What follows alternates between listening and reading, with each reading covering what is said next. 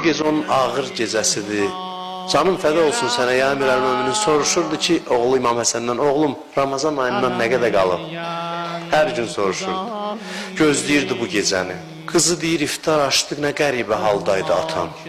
Heç çıxırdı göylərə, ulduzlara baxırdı, inna lillah və inna ileyhi raciun. And olsun Allaha, mənə yalan deyilməyib, vədə vaxtı gəlib çatdı.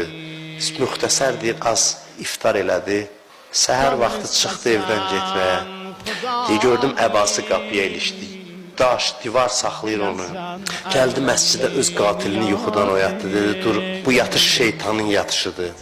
Qalxdı, azan verdi, gəldi dayandı namaza. Alnına zərbə dəyəndə ham eşitdi. Fustu və Rəbbil Kəbə, fustu və Rəbbil Kəbə. And olsun Kəbənin Rəbbinə qurtuldum, nicat tapdım. Bir mələklərin fəryadı ucaldı. Allahın Peyğəmbərinin vəsisini öldürdülər. Ədalət sütunu çökdü. Göylərdən nalə səsi, Kufə qəmə batdı. Hər evdən nalə səsi ucalır. İmam Həsən, İmam Hüseyin qaça-qaça gəldi. Va əbətə, atacan. Kilimin arasına qoydular.